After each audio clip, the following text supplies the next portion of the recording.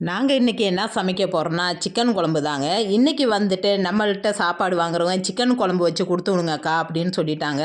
Okay சொல்லிவிட்டு நாங்களும் வந்துட்டு எல்லாம் இந்த பாருங்கள் எல்லாம் ரெடி பண்ணிகிட்ருக்கோம். ஸ்டார்டிங்கில் சமைக்கும்போது நான் இந்த பாட்டியம்மா ரம்யா 3 பேர் சேர்ந்து தான் சமைச்சோம்.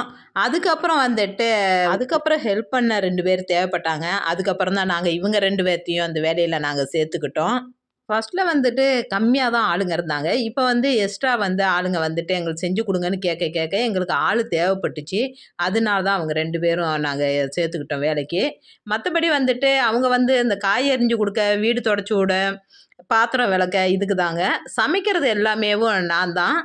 சாப்பாடு செய்கிறது வந்து ரம்யா செய்வாப்படி. ஏன்னா எனக்கு வந்து குக்கர்லேயே வச்சு பழகிட்டேன். எனக்கு அந்த சாப்பாடு வடிக்கிறதுக்கோ எதுவுமே எனக்கு தெரியாது.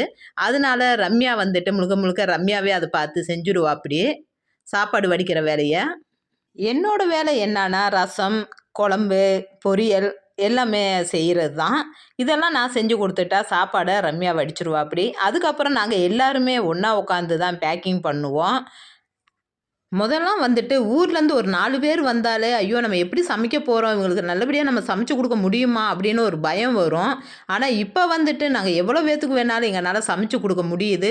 என்ன காரணம்னா, ஒரு தைரியம் தாங்க அது வேணுன்றது. அந்த தைரியம் எங்களுக்கு வந்தோடனே எங்கனாலையும் நல்லபடியாக சமைக்க முடியுது. டேஸ்ட்டாகவும் அவங்களுக்கு எங்களால கொடுக்கவும் முடியுது. சாப்பிட்றவங்களும் ரொம்ப சந்தோஷமாக சொல்கிறாங்க. நல்லா இருக்குது சாப்பாடுன்னு சொல்லி கேட்கும்போது எங்களுக்கு ரொம்ப ரொம்ப சந்தோஷமாக இருக்குது.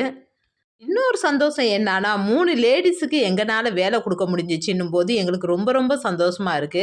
அந்த 3 பேருமே குடும்பத்தில கஷ்டப்படுறவங்க தான். அந்த கஷ்டப்படுற குடும்பத்து 3 பேத்துக்கும் நாங்க வந்துட்டு வேலைக்கு கூப்பிட்டு, நாங்க எங்கனால முடிஞ்சது நாங்களும் குடுக்குறோம். அவங்களும் சந்தோஷத்தோட வந்துட்டு வேலை பார்க்குறாங்க நம்மகிட்ட வந்து.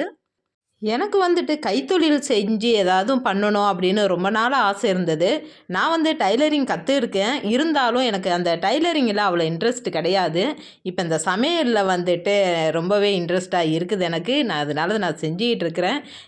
எங்கனால முடிஞ்ச வரைக்கும் இன்னமும் நிறையா செய்ய ஆரம்பிப்போம். செய்ய ஆரம்பித்தோன்னே பல லேடிஸுங்களுக்கு நாங்கள் எங்கனால முடிஞ்ச அளவுக்கு அவங்களுக்கு வேலை கொடுக்கணும்னு நாங்கள் நினைக்கிறோம்.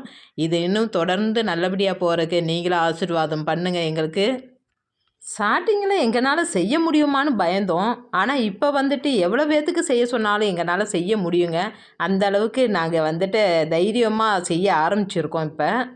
இப்போ லஞ்சு ரெடி ஆகிடுச்சு. எல்லோரும் பேக்கிங் பண்ண ஆரம்பிச்சிட்டாங்க. இன்னும் நானும் வந்துட்டு உட்காந்து சாப்பாடு பேக்கிங் பண்ணணும். மற்ற மோர், தயிர், குழம்பு, ரசம் இது எல்லாமே வந்து இவங்களே பேக்கிங் பண்ணிவிடுவாங்க.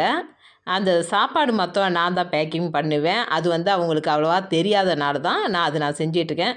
கூடிய சீக்கிரமே அவங்களும் அது தெரிஞ்சுக்கிட்டு செய்ய ஆரம்பிச்சுடுவாங்க. பேக்கிங் பண்ணுறதுன்னு அவ்வளோ கஷ்டமான விஷயம் இல்லை. நெக்ஸ்ட் வீடியோவில் பார்க்கலாம். பாய்.